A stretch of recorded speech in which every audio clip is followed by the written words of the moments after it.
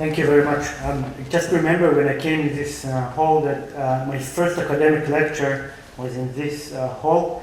Not something I want to remember. I remember reading from a paper. I was very, very nervous. So I hope now it will be better. I call myself a biomedical data scientist. I joined the Technion last year. And what you see here in this wall cloud is what I usually talk about. This is my day job. But since COVID started, I also, as a data scientist that is really obsessed with data, I started also playing with COVID-19 data. So that will be our talk today. I think it's better for this audience. I'm sure you all know that since COVID-19 pandemic started 10 years ago or so, right? It's been a data science playground. There's so much data that's coming from multiple sources. We can all play in our garage, at our home, because we're stuck at home, and play with the data and numerous studies, temporal trends, spatial trends, whatever you want. Some of them, a lot of them, really helped better understand what we are facing. So I want to tell you today 3 stories, most of them unpublished, that I worked on in the last few months that I think that are interesting. They're all using public data and they're using different methodologies in data science. Hopefully we'll have time for all 3. I'm between you and dinner, so I'll try to talk very fast. So vaccine effectiveness calculations. So we all remember this very exciting plot when it was published by Pfizer of the results from the clinical trial. Pfizer had 40,000 people in the clinical trial, and they showed 95% efficacy of the vaccine. But we need to remember that in the clinical trial there were only 181 cases, which is more or less what we have now in one school in Rehovot. And only 10 severe cases. Those are very small numbers to really have meaningful statistics. So what we wanted to do is to go and look at real-world data. And Israel was really the playground for studying vaccine effectiveness. We were the first to vaccinate our population. We started in December 20. But if you remember, there was a lockdown. Then we were already, the third wave started, and cases continued to accumulate. And then we had a strict lockdown, and cases still continued going up. And then eventually, at about January 20, they started going down, but it wasn't really clear if that's a result of the vaccines, or is that a result of the strict lockdown, or other reasons. And there started to be news articles like Israel Fauci, you know who Israel Fauci is. I guess they mean Nachman Asher. That saying that the vaccine is less effective than indicated, and I'm sure we all had those discussion. Are the vaccine really effective as we were promised? Or more precise, how effective are the vaccines? But real world is much more complicated than clinical trials. Clinical trials have 3 important features. They are controlled, they are randomized, and they are double-blind. But in the real world, there is no designated control group. We like to laugh that the people that are unvaccinated are the control group in this, but they choose to be in which arm they want to be. It's not randomized. Individuals choose in which arm they get the vaccine, but also in which arm they are in getting the vaccine or not. And it's not double-blind. If you get, after you get vaccinated, you know you were vaccinated and it can affect your behavior. You can take more risk, you can take less risk. But all that means that it's much, much more complicated than just comparing the vaccinated and unvaccinated. And I want to add another challenge to that, is that I don't work in Clalit or Maccabi. I don't have access to individual level data. So we want to use completely publicly available data, and that will always be aggregated data and not individual level. So Misad Abriut, the Ministry of Health, started sharing these kind of tables by in the second half of January, which show you the number of cases in those vaccinated in the first 2 weeks, in the third week, and so on. But those numbers, and they started sharing them through news reporters, they actually, without context, they mean nothing. You see here 480 cases after a week after the second dose. Is this a lot? Is this a low number? What really does it mean on vaccine, and how effective is the vaccine? And there was no real answer to that. And because, again, I'm obsessed with data, I thought that I can contribute here. So I'll walk with you what was the idea. So how do we calculate vaccine effectiveness? It's 1 minus the incidence in those vaccinated and the incidence in those that are not vaccinated. Incidence is the number of events, cases, divided by the number of those that were exposed. The problem, and we'll talk about that later, we don't really know who was exposed, so instead of that we use the group size, so the number of cases in the vaccinated divided by the number of those that were vaccinated. And that's the easiest way to do that, but we didn't have information on those unvaccinated because we didn't share that information. So if you place the numbers, and I don't have time, you can see that we can use another way of looking at it as the number of observed events in those vaccinated, the same as we had in the table, divided by the number of expected events, and that's the only thing that we really need to find to get the result. So, so this is what I did, observe divided by expected, and for each of the groups, for the first 2 weeks, the third week, and so on. And then we have a few questions that we need to answer. So what is the group size? What is the group of those vaccinated in each group? How many people are at risk on every day? And here the idea was, so on the first day I know that there were, 4,000 people vaccinated. On the second day, another 10,000 people. So on the second day, we have 12 people at risk. On the 15th day, then we will have the 14 days before it, but we will remove the first day, right? So we can do that for each group, and we know how many people were vaccinated every day. So we know exactly on each day how many people were at risk in each group. And then we can, to measure the expected, it's the number of people at risk every day multiplied by the daily incidence, right? And we sum it all together, and we will have the expected divide, and we can get the vaccine effectiveness. But there are two problems here. One is that the daily incidence that we are looking for is the daily incidence for those that were vaccinated, and those that were vaccinated early were older people, and of course they have different risk of getting infected than the rest of the population. So we need to identify something that represents them better. The second problem is that we are now in a world where there is vaccine, so there is elimination of cases, right? All those that were vaccinated and if they were not vaccinated, they would have infected, are now removed from the daily incidence. And this is a little bit of less of a problem because we're talking about the beginning. It's not 60% like now. It was 10, 20, 30% of the population vaccinated, but still we want to correct for that. So for the normalization, of course, if you have individual level data, we can do a lot of things, but here the idea was, let's use sensitivity analysis, and it's just adding this beta here. So we multiply the daily incidence by some number, and like if beta is 2, then we say that the daily incidence for those vaccinated is they have 2 times higher risk. And then we can look at the range of betas and see how it might affect the results. And before I'll jump to this, what I saw when looking at it, at least in some point, the graph becomes very, very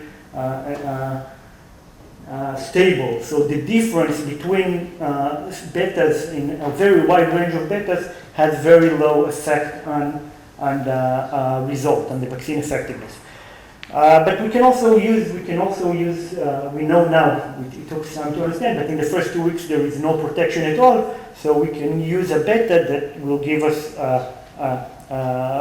no vaccine effectiveness in the first 2 weeks, and we can use the same beta for the rest of the groups. assuming that those are all the same.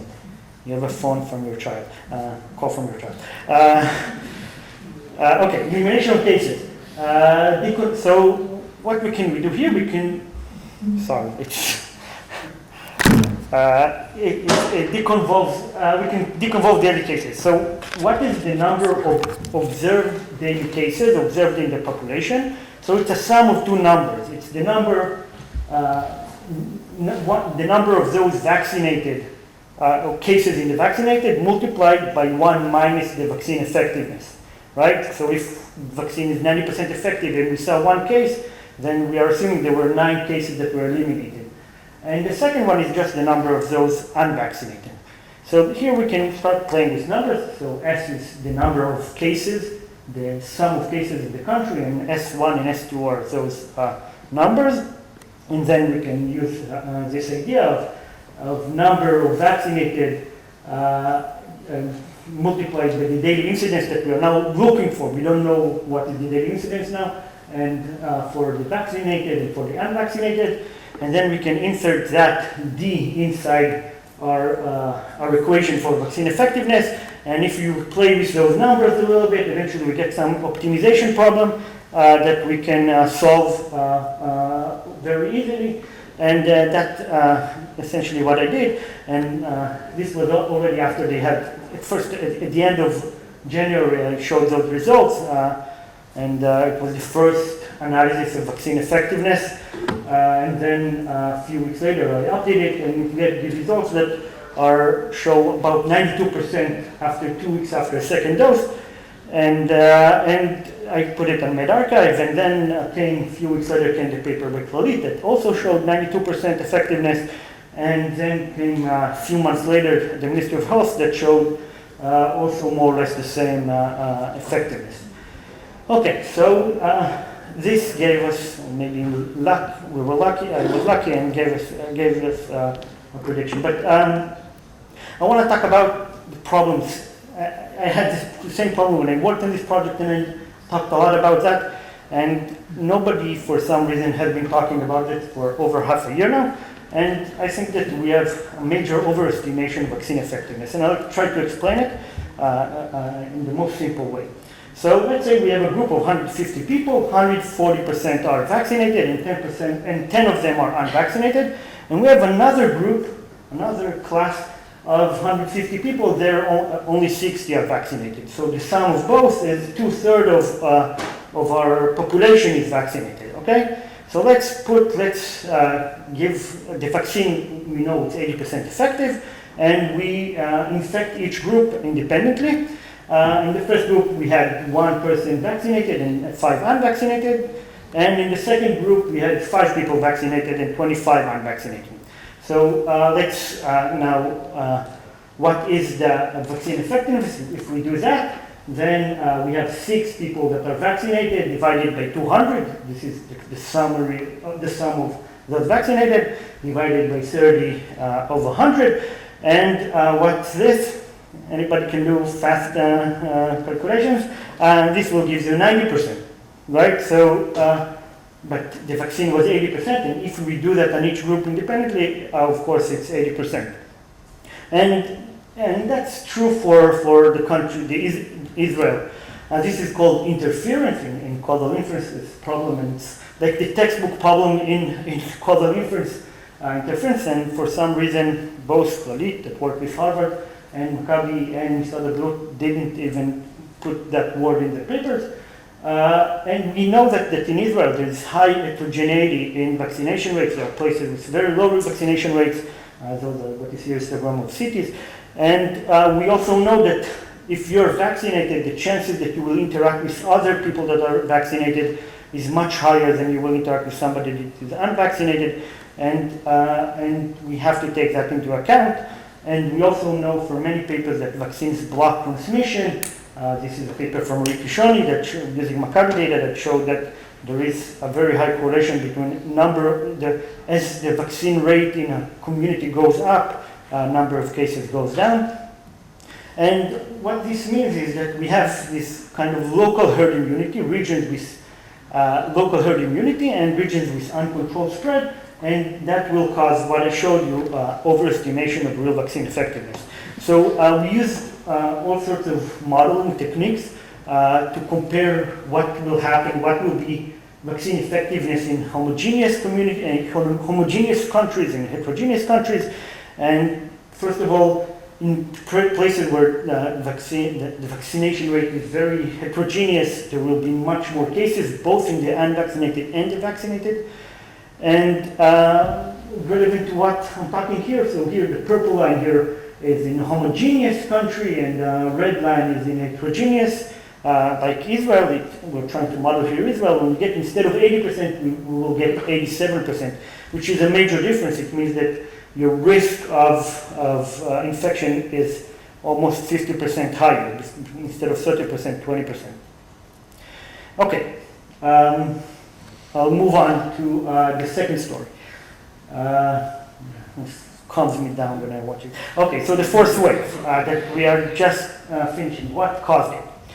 So the feeling was in May that we were, and I don't think it's a feeling, it's true, we were in some kind of population level herd immunity, and then came by the end of May, the beginning of June, we had non-pharmaceutical intervention easement, no more mask, no more green passport, and then came Delta and probably pushed us below, it's supposed to be the opposite, below the herd immunity threshold, and then came waning immunity, the effectiveness of the vaccines went down, declined, and it also increases our infection rate. And in August, we started getting our boosters, and the question here is relevant whether we are now above, are the boosters sufficient to push us back above the herd immunity threshold? So since, I'm sure you remember Prime Minister calling it Magifata Delta, the Delta pandemic, assuming that the reason why we have this fourth wave is Delta, but if you look at numbers of cases, Israel was very unique. Although in all the world Delta replaced Alpha, still Israel was the only country where cases went up so fast.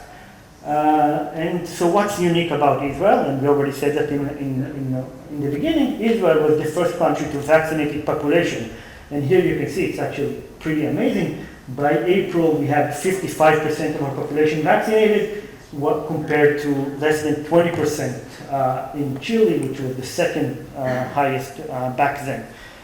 So clearly Israel is unique, and maybe that is what really pushed this wave.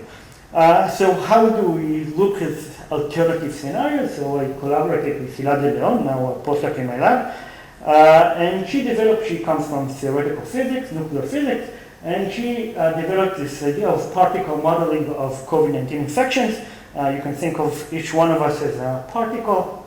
Well, we are particles, and we are moving in the space, and once we interact, we can, we touch each other, we can infect ourselves. And she showed in several papers that this works very well. You see the blue is the prediction, and the black dots are the cases. She worked with the Hebrew University group, and those were used this model was used a lot in decision making throughout at least the second and the third wave. So now that we have a model that really is able to model very well Israel, we can start looking at alternative scenarios. So let's start with what the reality is. A combination, the blue or purple, I don't know what color it is. Blue is what really happened, is a combination of Delta, that is more infectious than Alpha, and the decline, the waning immunity. And you see that the model is very close to what really happened with the black dots. On the bottom, the pink line is a scenario where we still use the infection rate of Alpha, and we assume that there was no waning immunity. And you see that we're still in this herd immunity, above the herd immunity threshold, so no accumulation of cases, and there wouldn't be a fourth wave. But now let's look at what we're really interested in. The green one is a scenario where we have Alpha, the reproduction rate, or the infection rate of alpha, but we do have waning immunity, and you see that cases go up, so we are below the herd immunity threshold. And with delta, but no waning immunity, which is the orange, we have also, and even higher, about double the number of cases by mid-August. So this shows that both of them, both waning immunity and delta, would have pushed us below the herd immunity threshold, but delta should be blamed more. But if we look only at those 68 plus, which were the first to vaccinate, but also are those that are eventually are at much higher risk for severe disease, we see that this is the opposite. So now waning immunity is above double the number of the cases of delta without waning immunity, which shows that if we had, if we didn't have delta,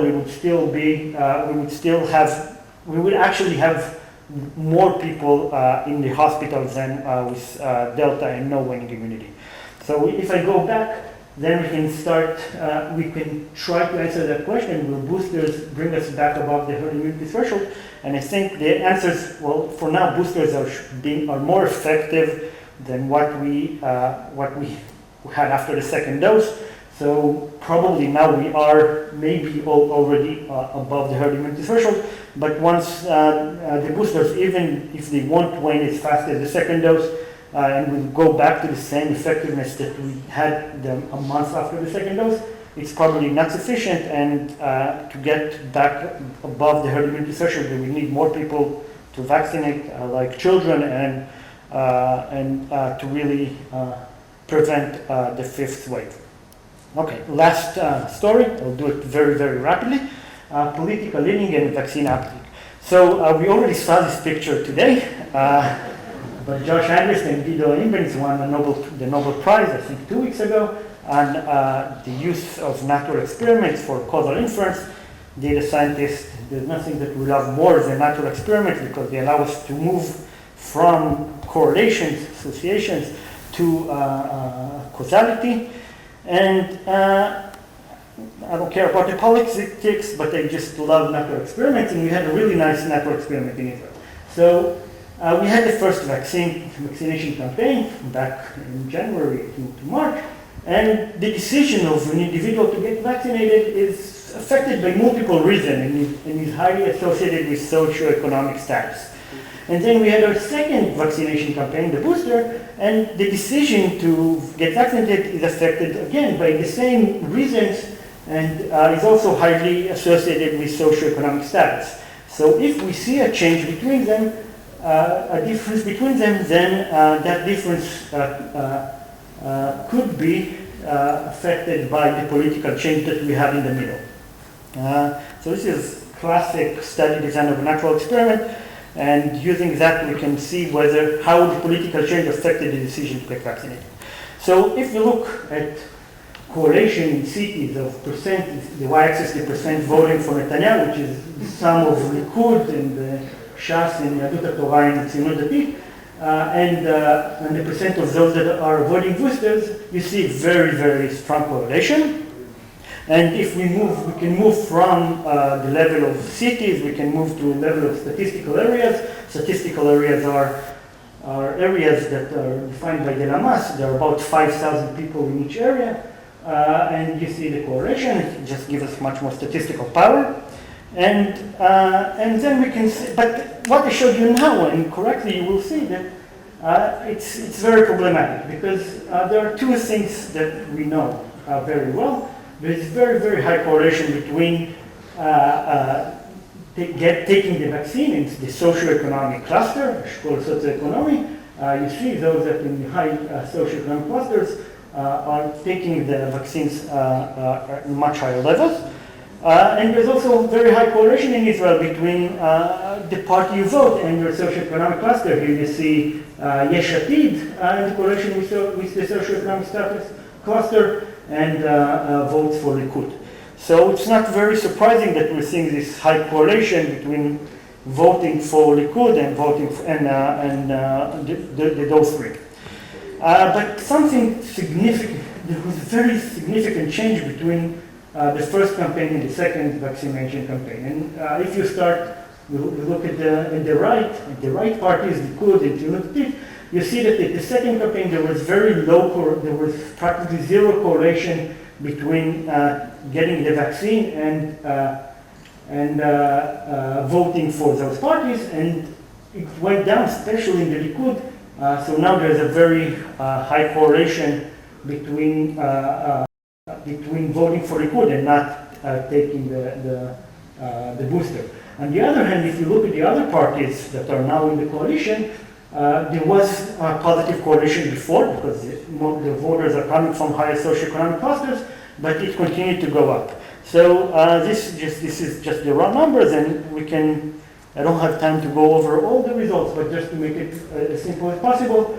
So now we can correct all sorts of socioeconomic factors and see the effect, and you see that Likud voters tended to take the first and second dose more than what you would expect by the socioeconomic cluster, probably because of Netanyahu advocacy for the vaccine. And Yesh Atid voters were not significantly more than what you would expect. And in those three, we see this major change. Now, Yesh Atid voters are they're taking the vaccine much more than what we would expect by the socioeconomic cluster, and the Likud voters went significantly down. So I don't know if this is Bar-Ilan, so you don't read the Haaretz. But this was a couple of weeks ago in the Haaretz. It's a joke.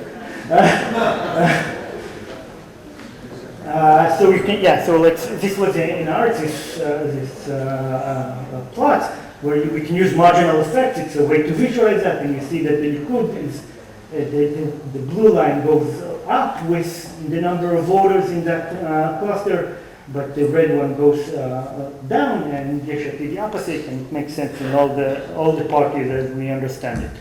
So just to summarize the things I showed you here, this is what I like to call real-time science. It's very different than the type of science that I do at my day job, where it takes us years to analyze the data. And but here I use it as I think it's very interesting to use the data to get first indications. For example, the vaccine effectiveness story that I showed you, that I think that is important also for decision making, and it can really help us make better decisions in real time. I showed you how using population level publicly available data can be used to do all sorts of interesting things.